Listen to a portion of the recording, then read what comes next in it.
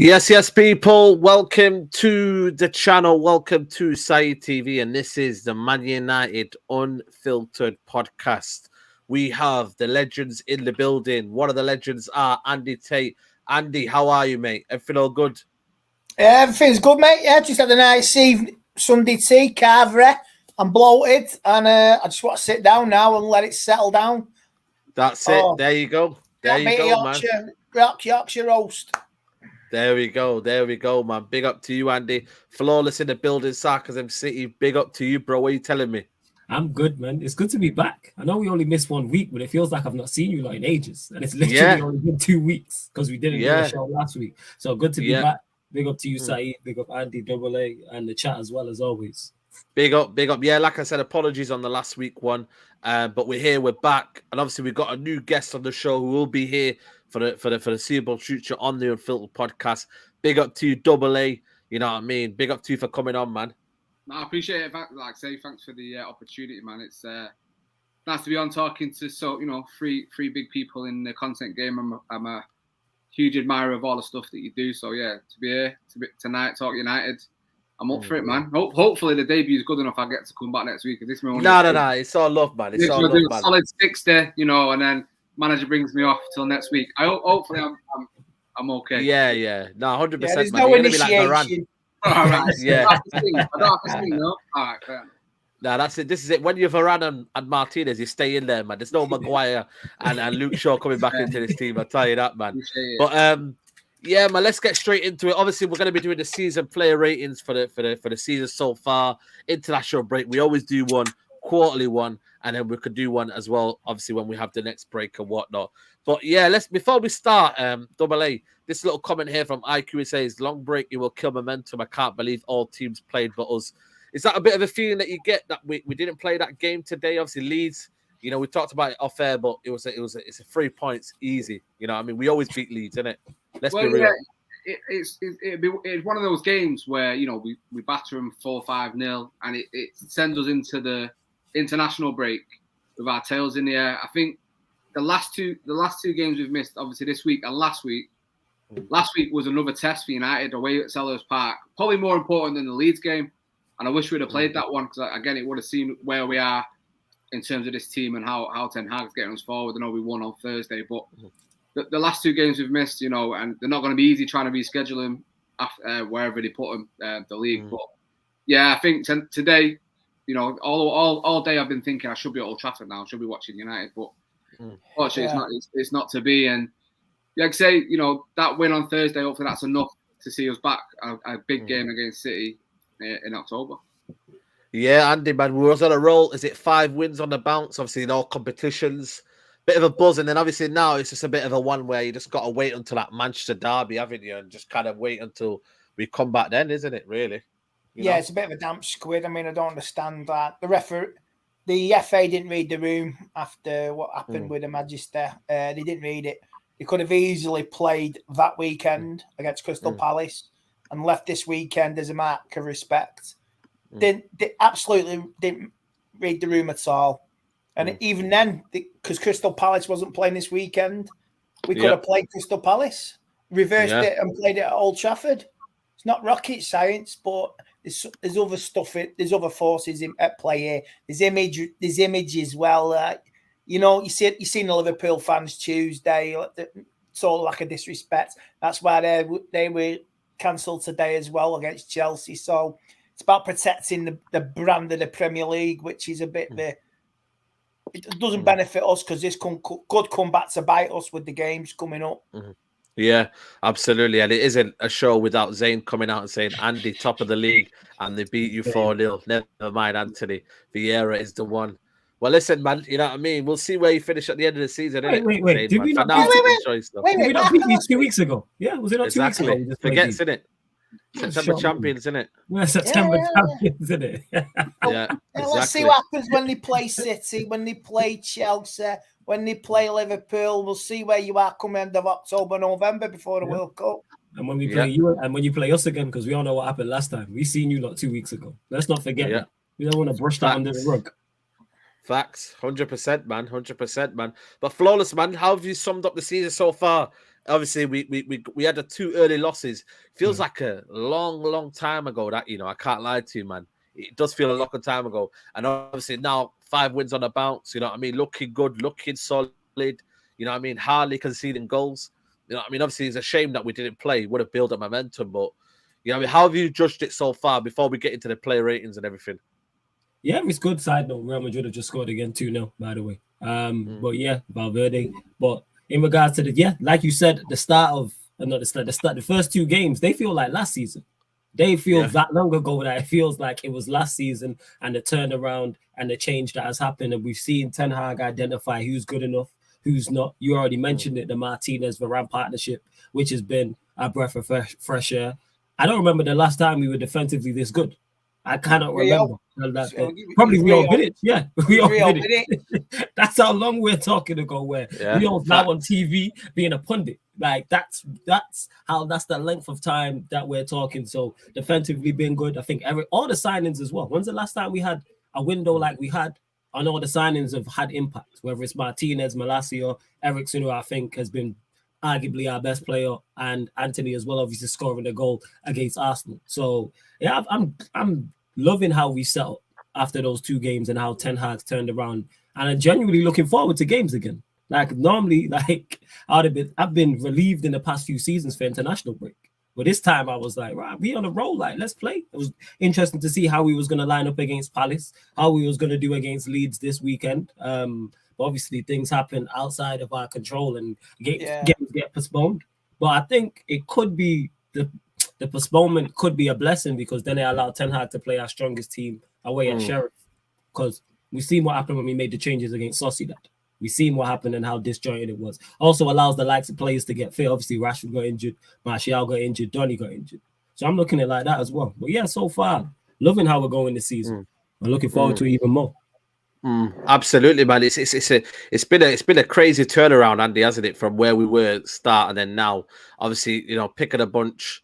In terms of Lisandro Martinez, Varane, it's good. But like I said, going into that Manchester derby now, it's going to be a tough October, man. You know what I mean? As much as we've built it up, it can all go back down. So we have to, that game is almost as if United have to come out of there with almost like, it's either they go out full and go out and aim to win, or they try and preserve it. And I know that sounds like, a big 2 thing scenarios out there, but, you can't be cautious in that game, because if you do, mate, it could be one of them where, you know what I mean? Yeah, to cut one of my sayings, the derby's coming. Yeah, basically. So, yeah, we're going to face a juggernaut. It pains me, it hurts me to say it. I'm sure Big Steve will be relishing it. Yeah, of course. Yeah. So we're facing a juggernaut and a complete FIFA cheat in Ireland. Because he's the ultimate game code. He's the ultimate Xbox, PlayStation. He's everything into one. And I've got nothing but admiration for him. But it's a big match. And we're going to say, with the injuries we picked up, Flawless said, it could benefit us in the long term. To get anything out of there, you're going to have to, with your strongest side, your game plan. You go in, I can't remember, was it City don't lose too many at home? I think last time they lost one, was it Tottenham last season? And even before then, it's going back even further.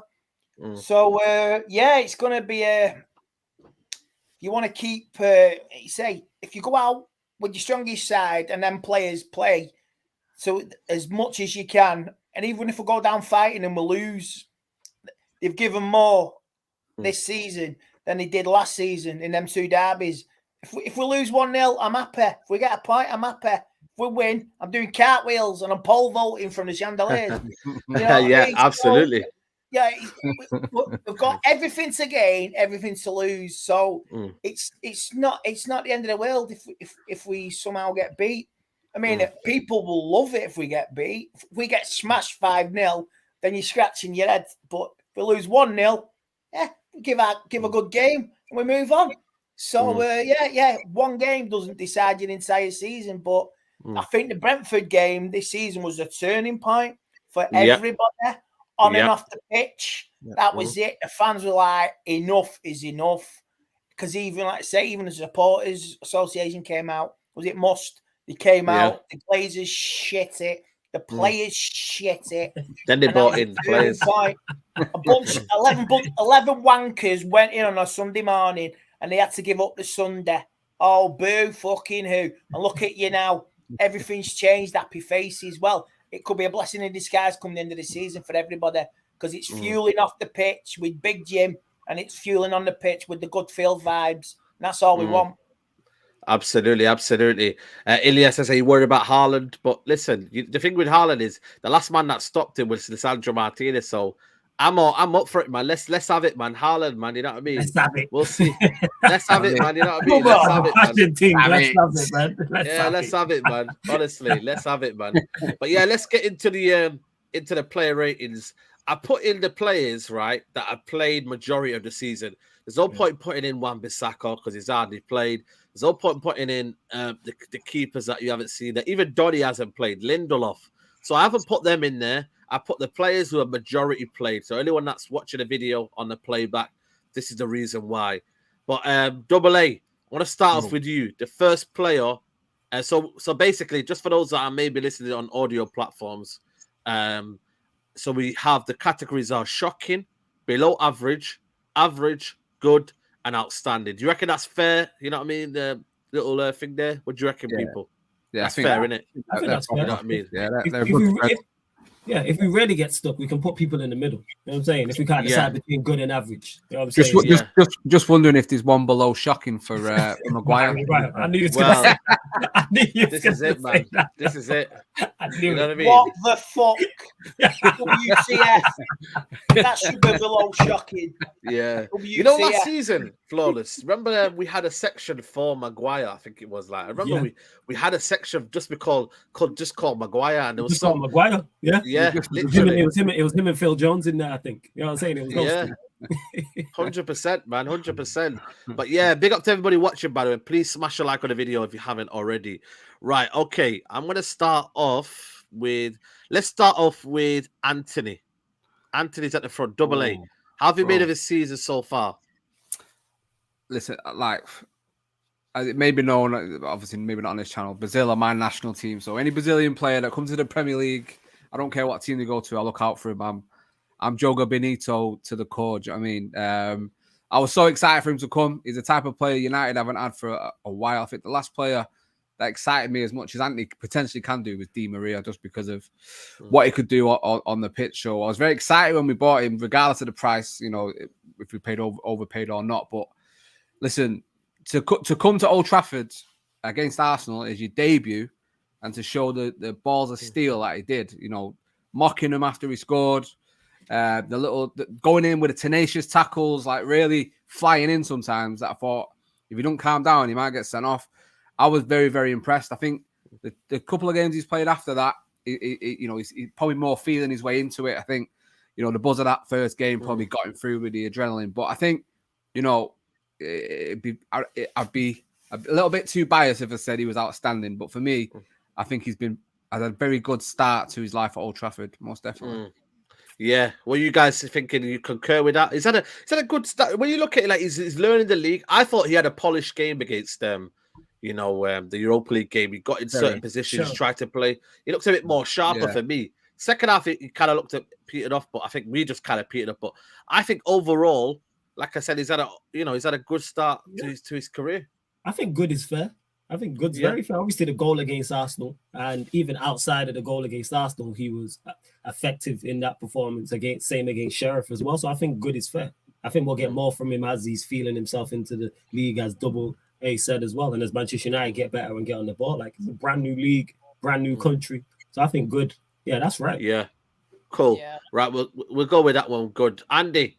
Rafael Varane, Mr. Rolls Royce. We can actually say Rolls Royce for Varane now. Like I actually feel it now. Bentley. Like before, it was like Bentley. Like let's get it up. Like Bentley. You know, I thought it was Rolls Royce Raphael. You know what I'm saying? Rolls Royce Raphael. You know what I mean? Triple R. I don't know about you guys, but Europa League Varane sounds better anyway. I don't care what anyone else has to say. You know what I'm saying? Facts. What are you saying, Andy? Yeah, I would say outstanding because he's when the call came for superheroes, we got one in Varane, injury free after basically the turning point maybe in our season against Brentford. Yeah, and I would say he's been outstanding with Martinez, and he's did he play against Sociedad? I don't think he did he? No, he didn't play Sociedad, and then we dropped off. And you can see why we lost that game. We missed him. He's good, yes. So I'm going to go outstanding. Yeah, not wrong with him at all. Absolute colossus, brick wall. Nothing gets past me. Didn't Ten Hag come out the other day saying he's the reason why the back four, back five are playing as well as they are, even though it's Martinez getting all the credit. They all know it's because Raphael's there and he's down. I think his experience is coming into it now as well from La Liga and from France, winning Champions Leagues, La Ligas, World Cups. So it's a settled system now. He's getting looked after, assessed. Not lost. Yeah, he's won every game. Won every game. Big up to Anas for that start. Like, I didn't know that, We've won every game with Rafael Varane. Every game he's played, we've won. And to echo what Andy says, that's what it is. You're a solid system around and you're seeing the best out of him. You can see that he's a cut, but as good as the rest of our defenders have been, you can see he's a cut above. You can see why he's won Champions Leagues and lasted at Real Madrid that long. You don't last that long at Real Madrid being bad. You don't. He was at Real Madrid longer than some people have been. Some people who are watching have been alive. You just have to ask Woodgate, innit? Woodgate, the list goes on. They booed their legends. Yeah, they booed their legends. So to last there for that long, props to Varane, and he's been quality for us this season. Absolute quality. Yeah. You know what? I'm guilty of it. I looked at Varane last season. I thought he needs to step up next season. I never called him washed. I never called him like anything. I was like, Varane, where's this Varane that we kind of bought? But it just goes to show, Double A, the fact that, when you have a partnership, defenses are built on partnership. I'm not saying that we're not seeing the same Rio, but, Finch and Rio made each other good. But McAllister and Bruce, they made each other good. Like, these guys, it's about partnerships, isn't it?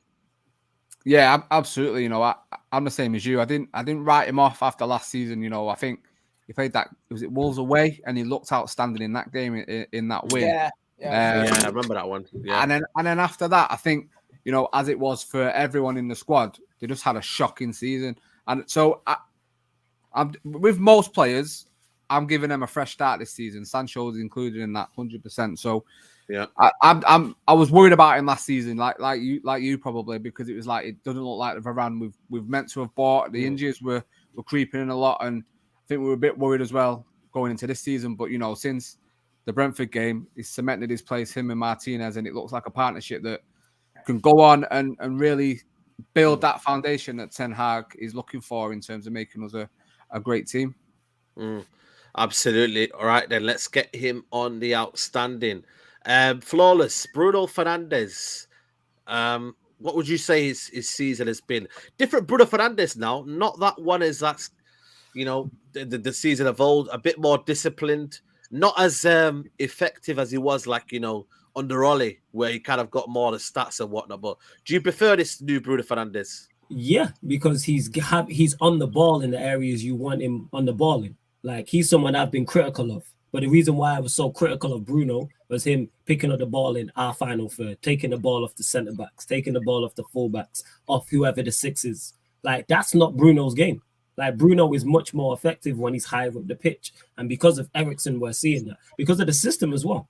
And we mentioned that with Varane, and I think that's going to be a theme with all the players. When you put the right system around players, you see better them. Don't matter if they're world class, if they're good, if they're average, if they're below average. A system helps. We've seen it. Look at Liverpool.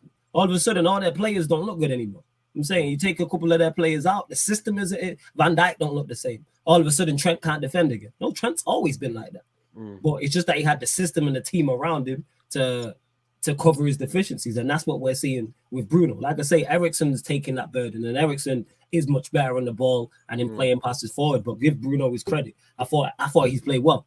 He's been good this season. And like I said, I'm highly critical of him to the point where if he got dropped, I'd be like, cool. But props to him. He stepped up his game, which we wanted him to do, and I think good would be fair for him. I think good would be fair. Yeah.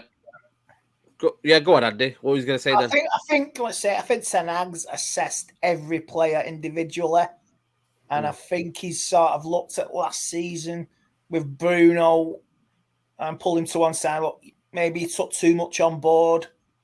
He was. I said this at end of last season. He was at a crossroads when he signed his new deal. He could be another Paul Pogba, but fortunately, he's not doing that. He's actually playing to the best of his ability. Still has a few weaknesses. He's a little bit of a moaner, but who isn't I was going to say. But I think Ten Hag's assessed every player and the weaknesses and advantages. And I'm sure he's had one-on-ones with him, had a chat. Because they all had the big clear the air meeting. Get it off your chest. What do you want to say? This, that, or the other. And I'm sure this is what that meeting has benefited us now. Because you can say pre-season, we look pretty good. We look pretty nice and slick. Passing one-touch football. And it was like the lights went out for the first 2 games, and all of a sudden, sticking a new bloody energy what saving bulb when we're away. So it's good. Yeah, absolutely. Do you agree there? Good season overall. Yeah, I think the best thing for me in terms of in Bruno or the improvement I've seen is the attitude. The moaning's gone out. The constant berating the ref. That's lessening. He still does it a little bit, but I think that's more because he's been the captain for most of the season. But there's improvement there, and we all saw the player he was when he come in. People can talk, it was lockdown or whatever, but he carried the team into the Champions League. So we know there's a player in there, and it's for Ten Hag to get it out. But from last season to now, he's improved tenfold. He's having a very, very good season. I would like to see him maybe get himself in more scoring positions. I know he scored the win against Southampton, but he can score goals, and we want that from him definitely. But yeah, I agree. He's had a good season so far, definitely. Yeah, let's put him on the good. Like I said, you know what I mean? You just never know with Bruno. 1 minute he's good, 1 minute he could be on the average. So we'll see where he is come, let's say, the next little break that we have. Is it too early to kind of to kind of judge Casemiro? I don't know why I put him on there. Do you reckon it's too early? We started, it's just the one, isn't it? Just the one start, Yeah. It's too early, man. Yeah, too early. Okay. I think you're going to see a benefit. You're going to see him benefit when he gets this international break out of the way. And I say the World Cup's coming up now, and him and the other Brazilians will be thriving to get into this squad. Definitely. And playing well for the team as well for United. So he's going to get a consistent run, Casemiro. Yeah, I think all the way through to the World Cup. I think he needs to, if these two games for Brazil in the international break, I think they'll help him. Yeah, come on a little bit with that fitness and get that sharpness back to come back. Yeah, needs game time. Definitely. Absolutely. Double A. You know what? I'm going to start off with this one. Dalot. I can't lie to you, man. I'm probably the biggest Dalot critic there is, man. Like I actually don't hide it, people. I don't hide it. Saeed. We remember. Yeah, everybody remembers. Like, you know what I'm saying? I remember. Yeah, yes. I can't lie to you. I thought he's average. I don't see any star qualities. I mean, he's a good ball progressor. I thought, he gets up the pitch, but I just thought to myself, Dalot 1v1, and people can't still deny that 1v1. I thought it was very, very weak. He got passed on, but I just feel like now the growth in Dalot and his confidence and the way he's now becoming, it's almost like he's a little bit of a leader in some ways. He's galvanizing defense. He's showing a bit of maturity in his game now. I can't lie to you, man. I've got egg on my face, Double A, man. I think Dalot this season, I would put him on outstanding because he has been, clear in terms of what we've wanted from a fullback, up and down, defensively solid now as well. I hear you, but I think maybe you're getting a little bit too excited because the alternative is Wan-Bissaka, who's been shocking. I think we need to I get what you're saying, and he's improved. He's probably been probably the most improved player under Ten Hag for me this season. But before that, the best thing he did in the United shirt was win a penalty against PSG. So there's not much to dine out. Oh, so you're not really a fan then, yeah? No, it's not that. It's just he's never really done much in the United. Look at how you're trying to recruit over there. I'm not recruiting. We see you, man. We see you, man. We see you trying to recruit. I genuinely thought it was only me that didn't rate Dalot at first. Well, on, it's not that I don't rate him. I've just never seen enough of him to make me go, he looks amazing. You know, it was Jose that was saying he's the best young right back in Europe or whatever. But listen, Ten Hag is getting a lot out of him. I think there's a lot more he needs to do. I think his crossing needs a lot of work, especially if you're going to be the one running beyond. If it's Sancho or it's Anthony to be getting them balls, his crossing is very hit and miss, and I think that needs work on. Other than that, I think he has been one of the best players, but I think he's probably good, teetering on the edge of outstanding for me personally. No, that's fair. That's fair. Flawless, what are you saying? To me, he goes in outstanding. He's been the most informed right back in the league. Like, if this was Trent, we'd be here praising him. Defensively, which people doubted him for, he's been very good. Offensively, hasn't been the best. I always say with that, in terms of his crossing, which I do agree needs improvement, it's a volume thing. How many crosses is he getting a game? He's getting 2-3 crosses a game. If we up that, then we may see him produce better crosses. But I think he's been good. I've said it for even before this patch. I said, when you look at the profile of Dalot, he's a modern-day fullback. I've said this for the great engine, right foot, left foot, carries the ball well in terms of dribbling, great going in terms of passing the ball forward as well. Like I said, being two-footed. Something that's very underrated from him as well is aerially, like how he positions himself, like from a defensive standpoint, especially in the modern-day game where we discuss defenders not being defensively sound. But it's like, because he plays for Manchester United, he's not allowed to do that. But it's like, name the fullbacks who don't. Like, Trent and the back posters are on running joke. But people don't talk about it. Cancelo, who's the best fullback in the league. Cancelo, who's the best fullback in the league, is not defensively sound. But then that gets brushed under the rug. But then when it comes to Dalot, who's actually been good defensively. But I think also as well, it adds into the defense and on a whole. The improvement, man, like system. As much as we talk about systems going forward, systems defensively. Having the three next to him in Varane and Malacia and Martinez, new McTominay, which I'm sure we'll get to. He's been very good as well. Having Eriksen as well. Like, so that's how I'm looking at it. But I think Dalot's, I think he's been outstanding. I think he's been that good.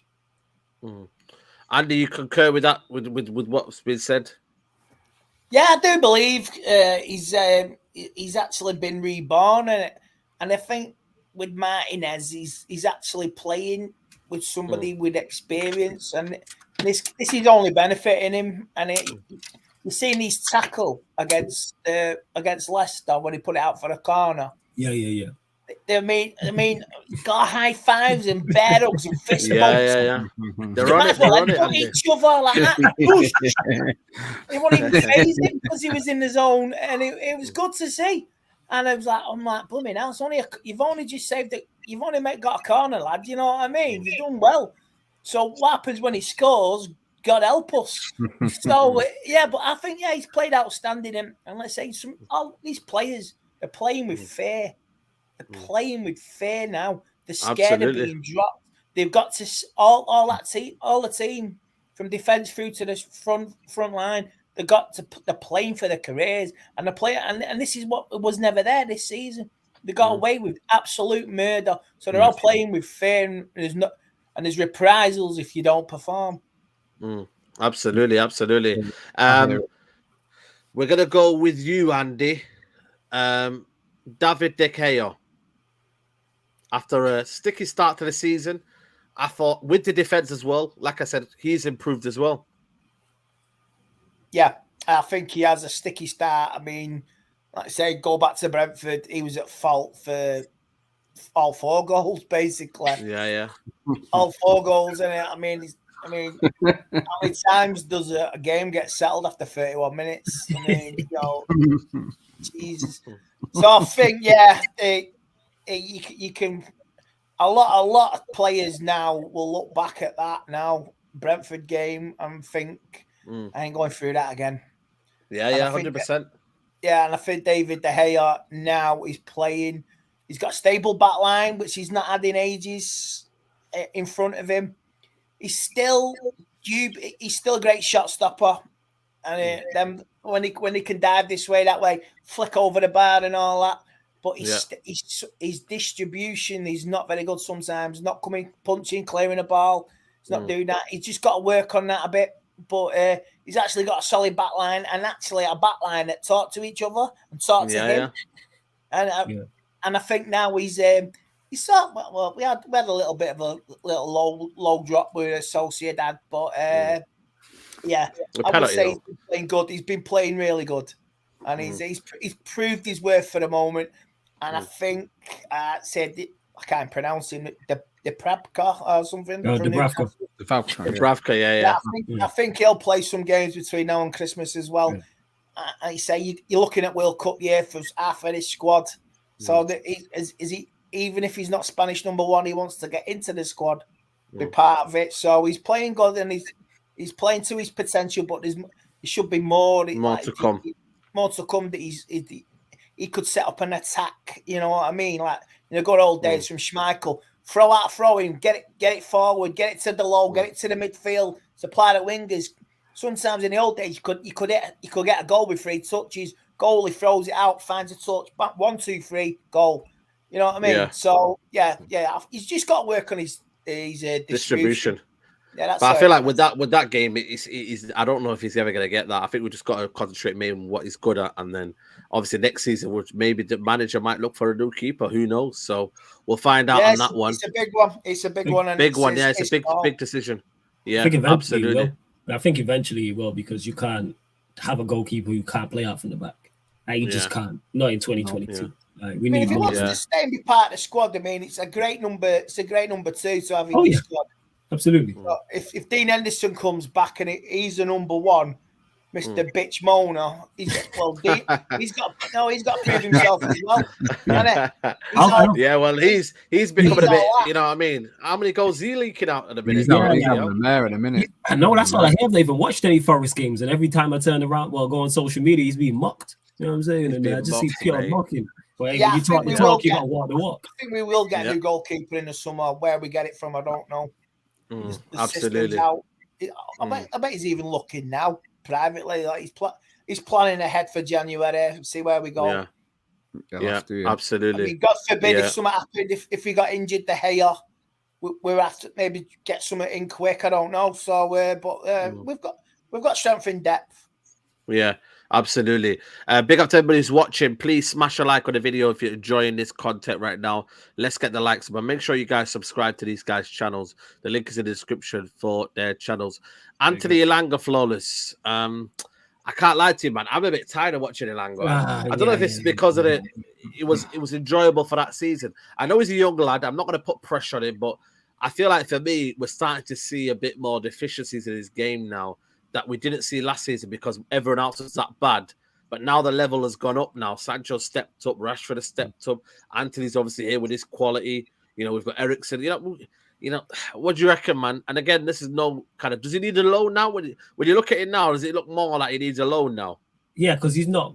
Currently, right now, as it stands, he's not good enough for Manchester United to be playing like the week in, week out. And you said it there. The reason why we got gassed up about him when he came into the squad is because the bar was on the floor and he was not doing the basics. And he came in and was doing the basics, running in behind, closing down, just putting in effort, similar to what Brandon Williams did. And that's where we was at, to the point where players who were just running, you know what I'm saying, professional athletes who were just covering ground were getting cheered and getting lauded because the players in front of them weren't doing that. But now we are playing better and players are performing to a higher level. We are seeing his deficiencies, and he doesn't excel at anything. Yeah, he's a willing runner. Yes, you know what I'm saying? And like his work rate, someone mentioned there, he could do a job on a fullback if we're going away somewhere and stop a fullback from getting forward. But you should have more to your locker than that being a Manchester United winger. Because there was a point, I think it was Sociedad, and he was running at someone, and I'm on the watch and I'm gonna go, give us a skill trick, like show us some ISO moves. And then I was like, it's a Elanga, he's got nothing. You don't have nothing, he's just a runner, which is all well and good, but there's no drop of the shoulder, there's not even a little bit of flair. There's nothing. So it's just running and working back. Running. He's just got to learn. I think you're right. Alone now, I wouldn't sell him. I wouldn't sell him. No, I would not sell him at all. I think a loan's fair. Loan's fair. And see where he goes from there. Yeah, but I'd say below average. I'd say. Yeah, I think he may go out in January. You never know. You know what? Yeah. Injuries and stuff like that, because we're short in them areas. I know, man. That's the thing, man. You can even play like a false nine in a sense in that system. I like. No. I'm saying in terms of like you know that front three that interchanges what Ten Hag does like in the big games. He's an option in that. You know what I mean? He's an option. But you've gone for below average, have you then? Okay. Yeah, I say below average. Yeah. Okay, cool. When you said false nine, I thought you meant from the start. My bad. No, definitely not. Yo, I'm telling you now. I ain't trying to see that. Yeah, 100%. Double A, you got Ericsson, man. Ericsson, what? Honestly, man, I feel like we should have got him like about 10 years ago. You know, them players that we got late in their careers, like, you know, like Matic. Who else is that when we got late in their careers? And it's like, just imagine this player. Yeah. Zlatan, yeah, man. You know what I mean? It's one of them feeling like Schweinsteiger, yeah, man. But yeah, for me, like I said, I'll let you go with this one. But what a signing! Free transfer, man.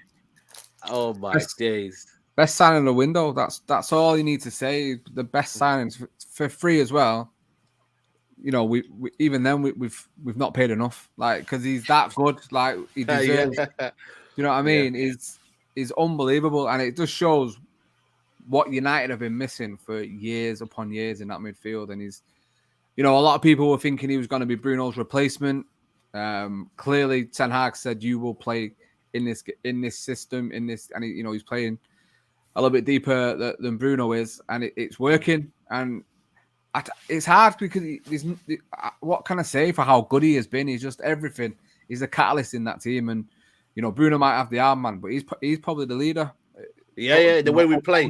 And this is it. You could talk about Wolverane's a leader as well, and even Martinez is leading. And we have a team now of leaders where we didn't last season. We didn't have any really, and now he's sparking the rest of the players around him. And you know, every game he's played, you could easily put him down as United's man of the match. And you know, it probably should be another thing above outstanding for just out of this world, because that's what he's been.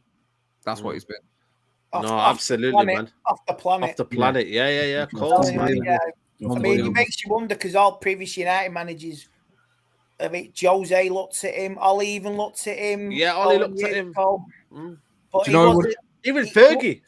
Remember we played Ajax in the Europa League? Fergie would have loved I know. 100%. So you guys remember that game when he bossed us? Maybe this is the right move, right time, because he's he's like a vintage sports car now. He's doing the business and he's purring along nicely.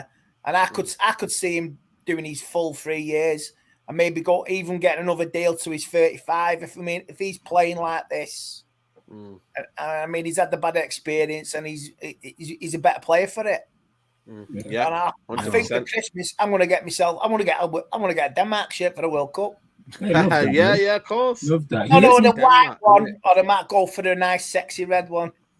He's just conducting. He's just the conductor of the orchestra, and you see it on the pitch. Like even in games where we got beat, he was still the bright spot, and you can see he's technically sound. He knows the Premier League as it is anyway, and he has just been pure quality, sheer quality in that midfield. You know what I'm saying? Like there isn't enough plaudits for him. I'm surprised more teams were in for him. I'm very, very shocked that we had a free run. Because when you look at all the teams around us in the Premier League, he gets in at least everybody's squad. He makes everybody's bench at you know what it is? I heard that with Italy last season. Stephen Allison mentioned it. He had to leave Inter Milan because they don't show their league wouldn't allow him wear the pacemaker. Yeah. So that's why he left Italy and he came to England. So it's like I say, it's their loss, our gain, because he played briefly for Brentford and he basically kept them up. Won 7 out of 11. So and it's our benefit now. So My thing was maybe they were looking at, like, when people are looking at free transfers, yes, it's a small risk, high reward, but it's almost as if they want another pearl. They want to get something that actually has value. And that they can say to themselves, right, you know, we bought a player to the fans. It's like free transfers now are kind of looked down upon, but you've got to be smart. And this was a smart investment, you know what I mean? Free transfer, you know what I mean? Quality player. And I think this is what Ten Hag wanted.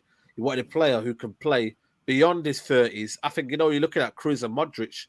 he's a similar sort of. He's got that guile. He runs a lot as well. Modric as well. You know, he still runs at 37. Modric in a game, he's still like the highest runner. Yeah. So for me, you know, it's. I mean, when was the last time a free transfer worked out and it was an absolute bargain for any club?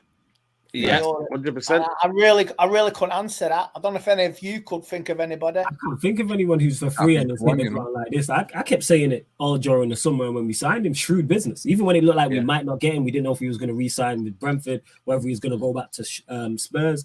Very, very shrewd business. Extremely. Because he's big quality. That's the thing. The last one for us will be Zlatan, I'd say. Obviously, when he came in and obviously that season. That's the last one I can remember, but. Yeah, you very rarely get any, and he's been unbelievable. You got that dog in him, man. You know what I'm saying? That's what it's not the pacemaker, it's the dog in him, man. I'm telling you. I love it, man. I'm telling you. Let's go with you, Flawless Fred. Started the season. Did he start against Brentford? I think he did, didn't he? Yeah, he started the first two games. Fred, and the Brentford game as well. He played the Brentford game, but McTominay didn't. He played alongside Eriksen. Didn't work. What has gone on with Fred Flawless? Like, is it a case of the manager doesn't like the fact that he can keep the ball? Because I would have thought he would have been that kind of player. You know, before the summer, I was thinking Fred's going to be perfect for Erik ten Hag. Like, but he's not. He's that 2 games. He's almost said, "I've seen enough," and you're holding bench until you play better. I think it's all about partnerships, and we were just talking there about Eriksen and who's the better partner for Eriksen in there. Is it Fred or is it McTominay? And I would have said to you, Fred, but we've seen a new McTominay. That's what I call him now. That's new McTominay. I don't know what's going on and where the old one's gone and who this guy is that's winning the ball back and playing the ball forward and just doing the basics very, very well. So, with Fred, I think he's just being utilized how he should be utilized. I've said it for the longest. He's a squad player. And now he's being used real. Like, we're seeing it with Eriksen. That's Manchester United first team quality right there. And now Fred is being used as backup. Yeah, the games he's been in, he hasn't played well the first 2, but who did play well? Everybody was poor pretty much. Yeah, everyone. That's why I don't blame him. Games. Yeah, I can't. Ten Hag sees something. Ten Hag sees something. I thought realizing it's what's best for my system and what's best for my team. And when you have Bruno in there who's energetic, Eriksen who we know can move, and you got new McTominay, there just ain't no space for Fred. That's all. There's no space for Casemiro right now. So this is what I'm saying. Even Casemiro can't get in right now. And if you think it's on merit, like I say, new McTominay, Eriksen, Bruno, they're all keeping their shirts on merit. And this is what we wanted. This is what we said on this show. We were talking about accountability. Andy mentioned it earlier. These players now have a fear of being dropped because there is a Casemiro who can take your place. There is a Fred. There is a Donny. Now there's competition for places. So with Fred, there's so many games coming up, even with these cancellations and the World Cup. There's literally a game every 3-4 days. So Fred's going to get his chance to play and improve. Yeah. But he hasn't been good in the games he's played. I don't know if I'm being too harsh, though. I want to call him shocking. He was at below average. But if someone said shocking, I wouldn't argue him down. So you say below average, yeah? I say below average. But I know the chat will probably say shocking because I know how harsh the chat is. This chat. What do you reckon, Double A? Just a quick mention on Fred there. You know what I mean? Like, I've said for the longest, like it reminds me a lot of the treatment that Anderson got when he came. And Anderson was not on number 8, or and he got shunted further and further back. Fred's never been a number 6, and he got asked to play there with McTominay in that double pivot, which I always called the ugly sisters, because they were trying to fit into a role that just wasn't designed for them to. It wasn't designed for him. Well, there's a reason, there must be a player there, because Neymar said when they won the Copa America that Fred was one of the reasons why they did it. Casemiro and Fred keep Fabinho out of the Brazil team. There's got to be a player there. The Brazil coach Tite is not an idiot. So when he's played in his correct role and he's asked to do the things he can do well, you see the best in Fred. A lot of the chat saying when he came on against Arsenal and he was great. Should have got Ronaldo in. Should have got Ronaldo in for that goal, or whatever. But he's a good squad player. He's coming into his final year. And we've got the option for another. But below average is probably right. We've not seen the best of him. That number 10 performance in Europe wasn't great, but below average is about right. Yeah. Andy Maguire. Let me just get the pet prescription drugs. I'll be 2 minutes. Well, he's only played 2 games. Man. He's only played 2 games, and it's crazy though, that, isn't it? Like, Ten Hag's just had enough. Like, he's just had enough. Oh yeah. I'm not his biggest fan, and I think he's finished there. But you could see it, that pre-season game with Melbourne. First time he got done over. In the transition. In the friendly against Melbourne, and that was a sign of things to come. He's dispute, like you say, playing out from the back. It was shocking. Him and Luke Shaw just didn't know what. Didn't look Chuckle up. Brothers, isn't it? Side to side, to me, to you, back, side to side. Nothing going forward. Let's just all have a laugh. Let's safe. I don't know what to do. Why are you on the pitch? But I think he's been found out now, and I'm still scratching my head out. I mean, I seen Troops' reaction when the England squad got announced, and he's right. How the fuck can you pick Maguire, Luke Shaw, and leave out Ben White? You know what I mean? It's scratching my fucking head. Yeah. Hey, you know what? Well. That works for us because Shaw and Maguire, they need minutes. They ain't getting minutes here. So let them go get minutes. Yeah, let them go get minutes for England, as long as they need. Sancho not getting into the squad. I'm like, we need him at Manchester United. We're thin on the ground in them attacking there. Let him get his rest. Let him rest and put his feet up for 2 weeks. I gotta lie to you. I'm with you. I'm with you. 2 weeks to Ten Hag, yeah. He has been shocking in it. And even that little 10-minute spell when he came on against Arsenal. Everybody looks at me in my stand, and I went, I won't repeat what I said, but the clock stopped. That's what I'm saying to people. It epitomised Maguire. The clock stopped when Maguire came on. When we scored the third, he came on, and the clock stopped, and I went, I told you to do something. Fucking X-File. 74 minutes. Then it came to 84 minutes. 84, honestly. It was the force works in mysterious ways, and I'm telling you. And even then, when he came on, he took a booking. Because first contribution was a foul and a booking. Zeus was through. And if he had made that 3-2 with like 5 minutes to go, oh, shit. Maguire syndrome, you know what I mean? So, honestly, man. It was Casemiro's mistake. So, I mean, he took the booking, fair play to him. But it's the same minute. It's him. It's just him. It's like he's always like, looking like he's about to like, lose the ball or kind of be out of position. He just never looks like he's in control. So Maguire, I remember what he said after the first game of the season. I'm looking forward to working with Martinez. We got a relationship to build. Well, it got burnt, mate. After Brentford, it got burnt. You nuked it, mate. Ashes to ashes. Tom's a junkie, whatever the song goes. But fair play, man. Maguire is done at United, and I say, why is he even here? I mean, go back to Leicester, help him, save him. Yeah. Go back to Leicester and save him, mate. Oh, you know what? Tuchel was right, man. If he would have went to Chelsea, maybe Tuchel keeps his job, man. Innit? Hashtag get the fridge to the bridge, man. They should have paid attention. 110%, they should have. I'm going for Maguire shocking, and I don't think he'll be here next summer.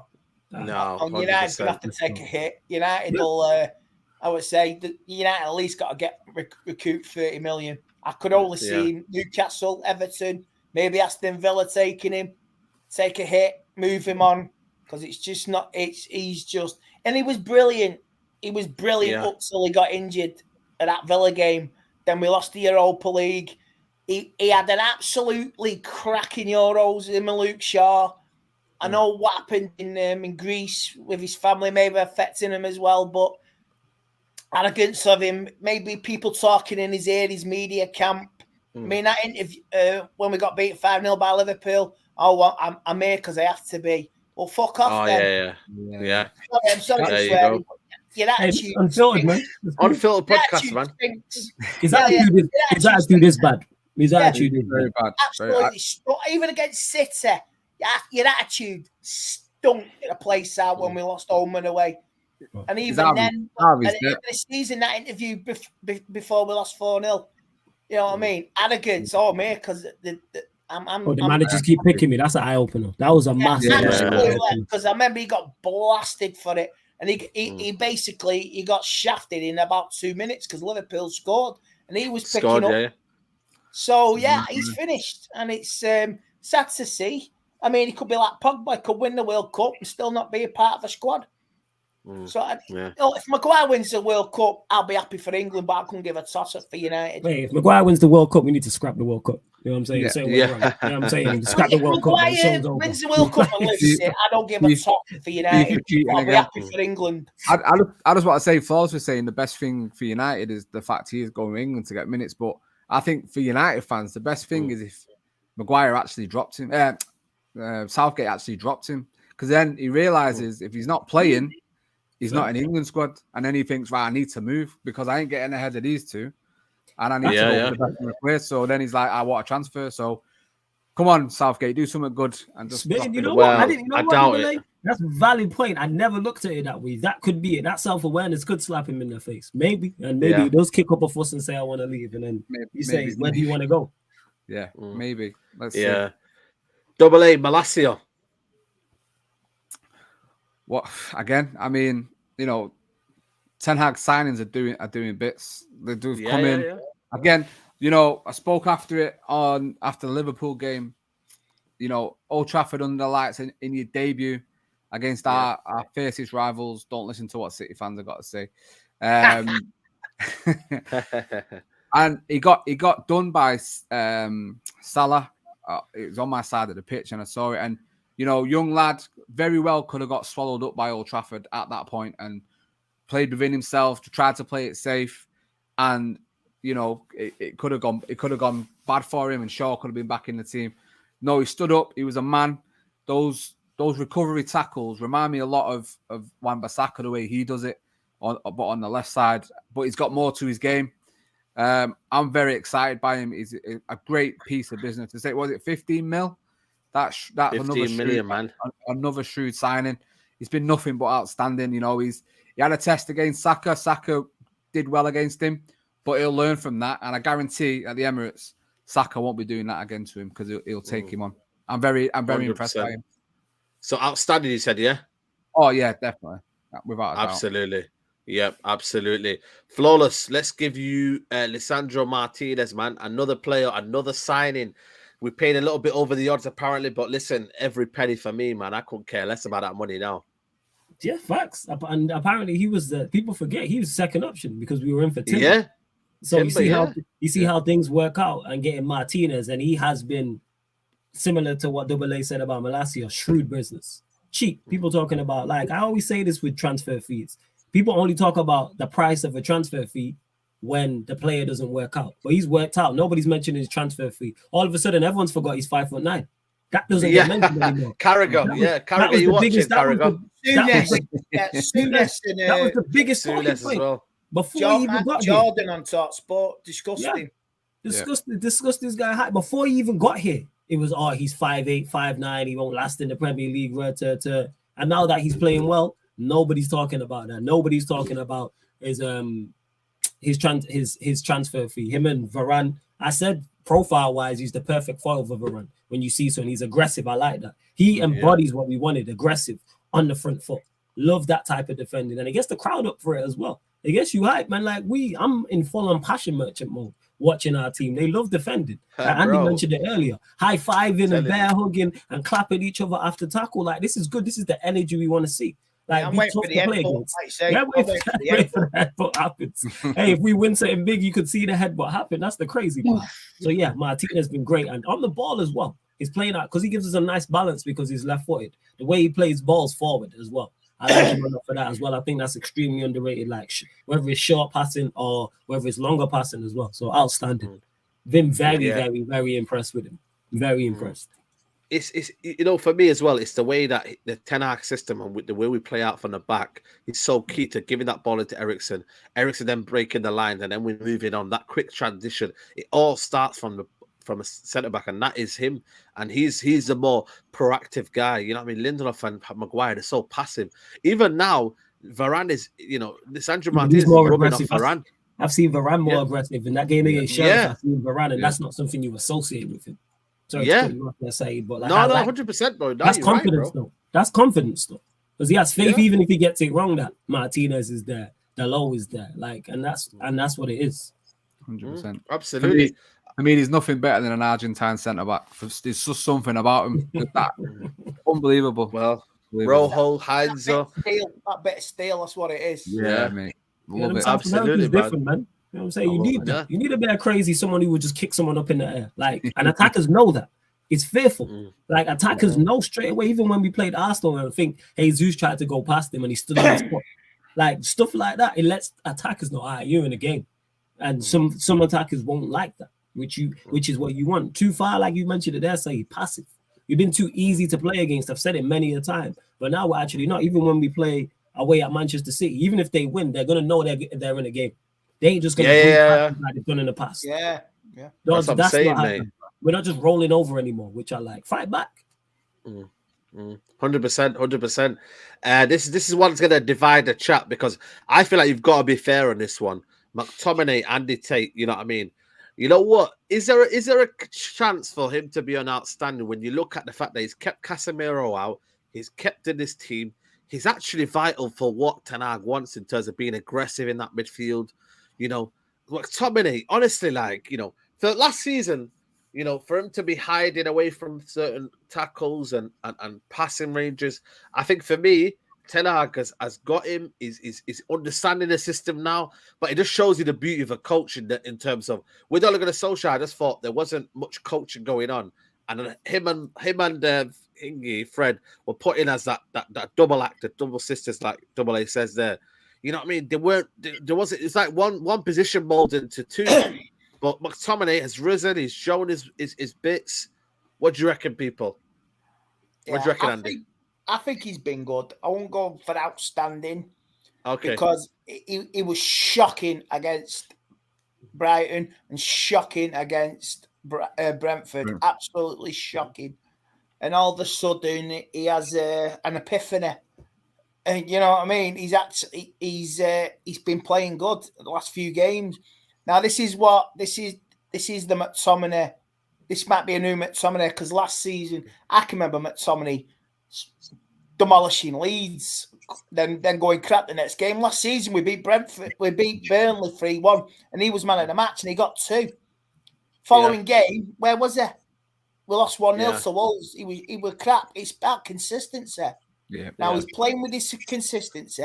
He's thriving in the moment. Ten Hag likes his style. I get that, but he's got to keep doing it. And if you want to keep a World Cup winner out, who's going to eventually find his feet and find his moment, you got to play out your skin, and he's doing it in the moment. Keep playing. I mean, it's not. I'm not sure if he can keep doing it because he'll start to get tired and make mistakes. So for the moment, he's doing the business, and he's been very good, and he's actually convinced me. I wanted to loan him out after that Brentford game. Fuck him off.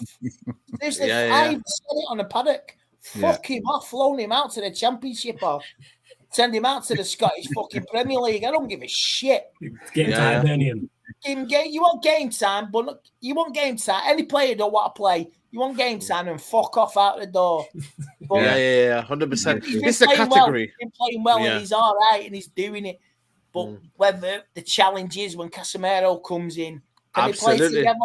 Can they play together? We'll find out and see. Or is he just going to drift in and out? I mean, Casemiro, I see a Casemiro. If he's doing well, I can see a consistent run going through the midfield. I think, like Eriksen, like you say, Bruno, consistency. It is what it is. You have to go with McTominay. You go game by game. Yeah. The reason why, go on, Double A. The reason why maybe it's not an outstanding is maybe that he needs to do a lot with the ball. I think is Double A. With the ball, he needs to be a bit more. Listen, no one's been more critical of Scott McTominay than me. I've said numerous times he's the worst player I've ever seen put on a Manchester United shirt, and I'm talking worse than Jemba. I'm talking worse than Cleberson. I'm talking worse than David Bellion. I've not liked him in that Manchester United midfield for far too long. So when you're judging him on this season, I think you need to be fair in that the bar is very, very low in terms of what his output was and how well he played. Yes, he plays well against Leeds, but Leeds tend to bend over for us, and even when we're playing absolutely shocking. So I think he's improved a lot and he's getting a lot better. But what I put it down to is not so much him, it's the fact he's probably being coached for the first time in 5 years since coming into the first team. I don't think Mourinho was coaching him. I don't think Ollie was coaching him. So we're seeing what we can get out of a player that's being coached. And listen, I'm happy to eat humble pie, and long may it continue. He's a very important squad player for Manchester United. And I think, you said he's keeping Casemiro out, but I think if Casemiro had been with us since pre-season and they both had the same pre-season, he probably won't be anywhere near the team. So that tells you where they probably are. But it's been good for me this season, and I think hopefully there's a lot more to come from him. Absolutely. Double A, stay with you. Rashford. I think he's had a good season for me. Like I said, he's playing on that left-hand side, stroke attacking. He's got a few goals in there. I think he's had a good season, man. What do you reckon, Rashford? I'm going to say average. I think. Oh, right, okay. I just think I think he's still struggling. I still think he's still not the Rashford that he can be and that we want to be and that we've seen. There's so much more to come. Yeah, he scored a few goals, but if you look at him, they're all pretty much the same. The sort of running in behind, which is great. But it's the other stuff that's not coming off. He's not a number 9, and playing there, you see his deficiencies. He should be playing on the left, but he's not taking on the man. He's still making poor decisions. A touch too much, not shooting when he should be shooting, not releasing the pass when he needs to release the pass. And I'm probably being harsh saying average, but I think I just want so much more for him. It's Rashford, it's Mank lad, he's from the academy, and we want him to be the Rashford that we saw a couple of seasons ago. And yeah, and I probably do judge him a little bit more harsh than other players because I do like him so much, but I just want more from him. So that's why I would probably say he's just teetering average and just below good for me. What you reckon, Andy? What do you reckon this season overall? He's been given a chance, despite the arrogance of, like you say, what you call it, his brother, who's sniffing around for another contract. PSG come sniffing. He's been given it. He was shocking in the first 2 games. It was the Rashford of old. Pre-season, he was doing okay. But he's actually seized the moment. And I agree with Double A. There's got to be more than just running in behind. If you look at them 3 goals, they're all the equivalent of the same. He got played through against Liverpool by Martial. He got played through by Eriksen 1-on-1. And he was fortunate because he scuffed it. And it took a deflection off the Arsenal player, went over Ben White, wasn't it? And Ben White and went to the goal. So, and his third one, same sort of goal. Yeah. So he needs to do more from the wings, beating players, looking up. You know what I mean? Because he plays with his head down. You got to look up, man. You see them long range shots he takes. They were going nowhere last season. Yeah. His body language was awful.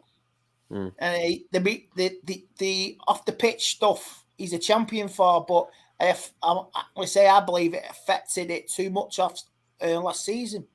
I remember the game, was it FA Cup? This is where it all started. There was a Villa FA Cup. It was Mason. He took a shot at the Stretford end. Great save from the keeper. Rashford didn't even want to know, and he was like 2 yards away. And the Stretford end. Yeah, I know what you're talking about. I remember that. He didn't come on, chase it. Have a go. Yeah. It was a chance to score. Yeah, and it was every time. He just his attitude. Half an hour in the Manchester derby. It's fucking out. When he came off the bench. Him and Jesse just talking about body language. Fucking hell, you should know what a Manchester derby means. Attitude, body language. I mean, and he's cried and bitched and moaned, and he's been given his chance. And he's got, like I say, he's got to carry on with this. But he needs to produce more. And consistency. Consistency, yeah.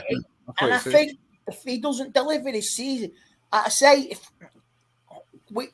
this team looks promising. If we get into a position, say the last day of the season, we're fourth and we have to win to get top 4, or we're in a semi-final, we've got a chance to get to Wembley. We're in a final, and Rashford, he's still not doing it. He's still that same Rashford.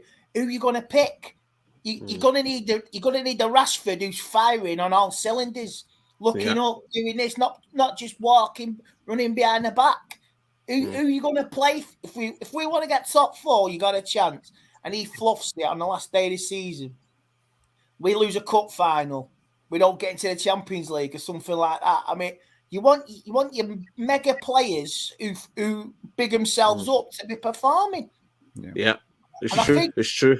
He has to take the initiative, because I think if he doesn't, if we fall short this season, if we're in such a promising position and it all falls apart in the last few weeks of May, we're gonna have to be looking and pointing fingers, and I think Ten Hag will be a striker in the summer. Well, he has to 100%. 100%. No matter what, he has to look at a striker. Yeah, we need a strike. We do need a striker anyway. 110%, we do. But I think Rashford, considering he's playing out of position, considering he has been an outlet of running in behind, something we was very critical of him not doing. That's what I was going to say. An example, and also as well, he's got a couple of assists which we don't normally associate with him. One criticism of Rashford is his decision making being bad.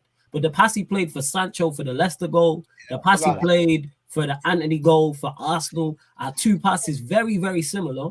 And that's something we don't. So I'm someone who's been heavily critical of Rashford. I didn't even want him at the starting lineup at the start of the season. But considering, like I said, he's played out of position, I think he's done well. I think he's been good. Does he start with everybody fit?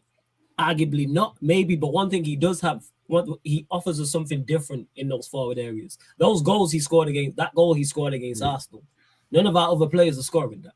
Yeah, Sancho's quick, Antony's quick, Martial's quick, but like Rashford's electric. You know what I'm saying? He gives us something different for all his deficiencies.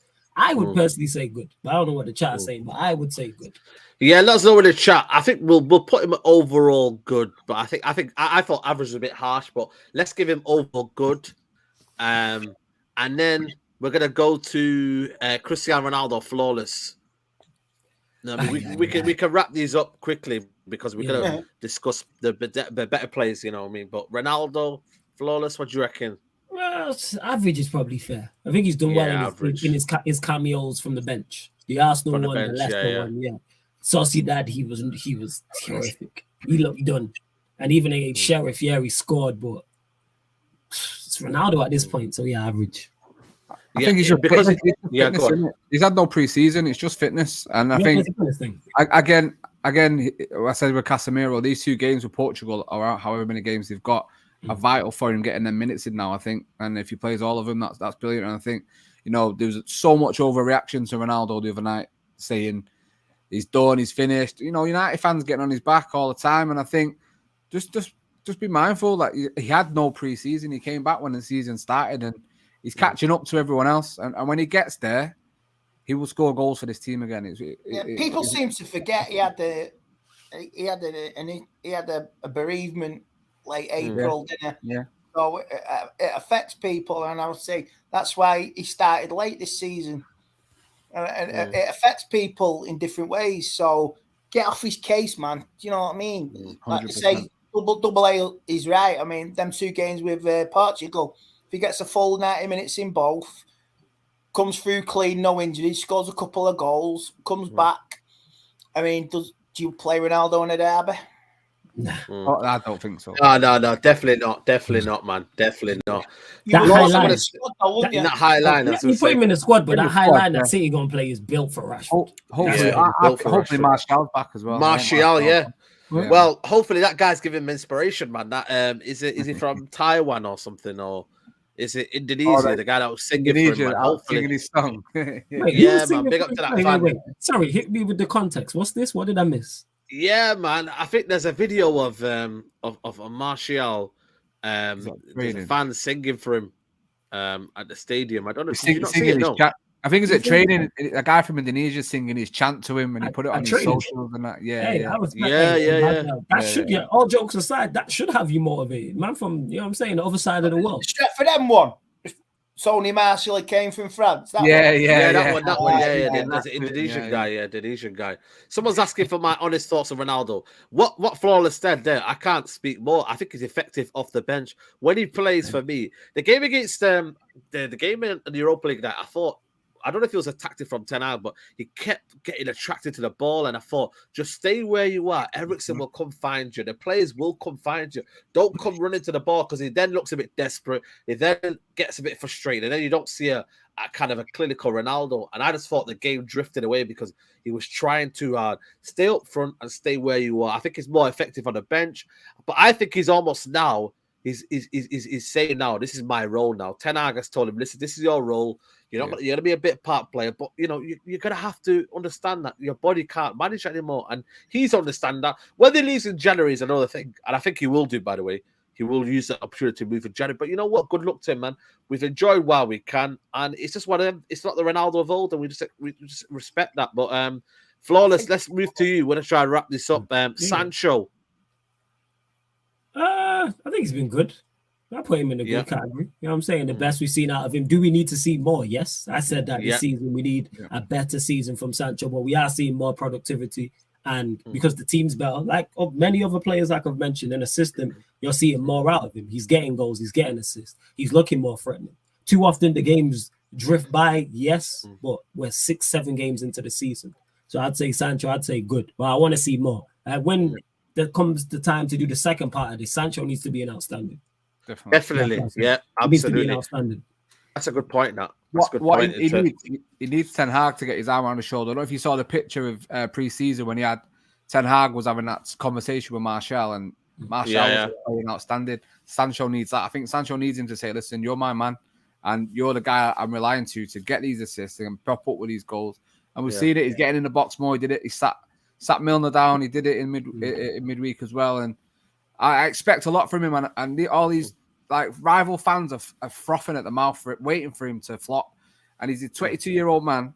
You know, last season, I ain't counted last season because every player was poor. So judge him on this season. I ain't going to write him off halfway through the season. I want him to have the full season under Ten Hag. And I think he'll start popping well. And I think he'll do very well in this Manchester United team. Yeah, I agree on that. He's very humble. I mean, when he scored, if you've seen that video of that young lad giving him personalised shin pads as a present. Yeah, Jacob, man. Big up Jacob. And I know his dad, you know, I think I met him at Old Trafford. I mean, that was really nice. You know? That was really nice. So I think Sancho's very humble. I think he's, as long as life's going good, you play humble, you'd be fine. And I think he'd be fine this season, Sancho. Definitely. Yeah. Andy, I'm sorry to give it to you, but Luke Shaw, you know what I mean? Let's be real, man. He looks like he's trimmed down a little bit. He looks a bit more stronger, but all of a sudden he's doing that now when Malassia's got his job. He did it with Brandon Williams. He did it with... It just seems like it doesn't... Yeah, Tellez doesn't take the initiative, but started the first 2 games of the season was shocking. Has he... Obviously, you know what I mean? I've just given you the answer, but it's similar to Maguire. I know, he's been shocking, and his attitude from last season and this season. I mean, did he get caught? Was he pictured in a Burger King or something? Yeah, it was a video of him in a Burger King. Yeah. When was this? This was this was the video surfaced. I swear it was a few months ago. It might have resurfaced again, but I remember seeing it a few months back. Yeah. But he had his own trying not to get clocked. Yeah, I mean, if I'm going to Burger King and McDonald's, somebody clocks me. Whatever. Whatever. But you're not an athlete. You're not a professional athlete, though, Andy. So we let that slide. You feel me? We ain't gonna be like Andy from Burger King. It's his attitude. I mean, the goals against Brentford, you could see he's throwing his hands up in the air. He's still not taking accountability. No. From last season, even the mistakes from this season. No, he's not. He doesn't hold himself as accountable. So sod him. I'm not interested in Luke Shaw. He can move on. He's going to be moved on. I mean, he's coming up to 8-9 years here. I mean, 9 years. He's closing in on a testimonial. I know. I know.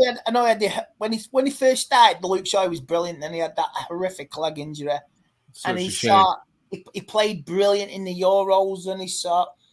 It just makes you wonder if we'd have won that, if that goal would have been a winning goal in the Euro final. I mean, Roberto Carlos was even complimenting him. Mate, I'm glad I never was involved in that shit, Roberto Carlos them, because I remember there was a few tweets rocking around. I wasn't involved, so I'm glad, because I've been involved in a lot. You know, yeah, because you learned. I was gonna say, Saeed, you've learned. That's why that Harry Beckenbauer in it. That was buzzing around your head at this time. Crazy. That's right. Harry, you was like, you're not getting me again. You know you're not getting. Yeah, it's like lightning's not striking twice in me. I'm not there. I'm not there. That final changed a lot of United players for that season last year. I mean, crazy that even Sancho and Rashford. I mean, if we'd have won it, we'll never know. We'll never know. Yeah, we'll never know exactly. So this is the player rates for the season. In outstanding, we have Varane, Dalot, Eriksen, Malacio, Lisandro Martinez. In good section, we have Anthony, Bruno Fernandes, Rashford, De Gea, McTominay, and Jadon Sancho. In average, we have Ronaldo. Below average, we have Elanga and Fred. And in shocking, we have Harry Maguire and Luke Shaw. Obviously, we didn't go and put Casemiro in there. He hasn't played enough minutes. Donny hasn't played enough minutes. Lindelof hasn't played enough minutes. The keepers haven't played enough minutes. There's a few more. I think Martial obviously is null and void. He hasn't played for the season. So, that's the player ratings this season. Hopefully, by the time we do this after just before the World Cup, when we have a week off and we have time to do, the content for that, hopefully we'll be somewhere in the outstanding. Or it could be a very, very bleak one in terms of that 9 games ruins this team and we are in bits, man. Let's hope not, man. Let's hope not, man. But people. Yeah, it's going to be a mad October, people. My birthday's on the Chelsea game. Let's hope we win that. You know what I mean? And then in between that... Before you continue, what are you doing for your birthday, Saeed? Listen, whatever, man. You know what I mean? I'm acting, man. You're not saying that. Might be out. Might be out. Yeah, man. Listen. It's your birthday. We got to celebrate. You work hard, man. So, celebrate. I got to salute you as well. I seen you on the catwalk. You know what I'm saying? Yeah, man. I appreciate it. From Manchester to Milan, you know what I'm saying? From Manchester to Milan to Madrid. You know what I'm saying? Scarface. Looking like Scarface, man. So man. Hey, salute to you. He needs a lot of money. A load of money sat behind the desk.